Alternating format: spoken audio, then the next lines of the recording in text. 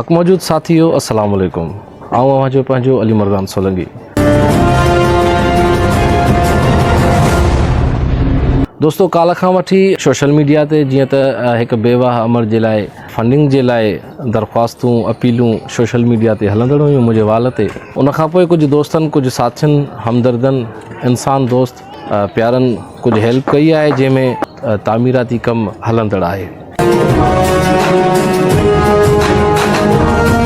अवां दोस्तनि खे इन सोशल मीडिया जे मदद सां इन शइ खां आगाह कंदो हलां त हिन अमर जे लाइ दरख़्वास्त रखी हुई जंहिंजो घर वारो अॼु खां 12 साल पहिरियां वफ़ात करे वियो। हुन जा नंढड़ा बचड़ा आहिनि जेके स्कूल बजाए मज़दूरी करण ते मजबूर आहिनि ऐं जंहिंमां हुनजे घर जो गुज़र सफ़र इलाही ॾुखियो थींदो आहे।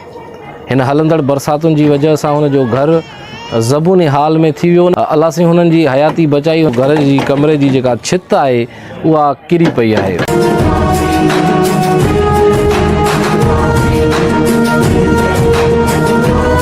बदकिस्मती सां हिन तेज़ बरसातुनि जे करे हिन अमर बेवाह जो जेको आहे सो कमिरो उहो ड्रही पट थी वियो आहे।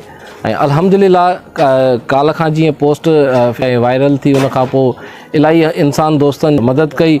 उन मदद जी वजह सां अॼु अल्हम्दुलिल्लाह अमर जे बेवाह अमर जे घर जो कमु हलंदड़ आहे। इंशाअल्लाह ॾींहं ॿिनि में उहो कमु पूरो थींदो, लेकिन अञा बि मदद जी ज़रूरत आहे।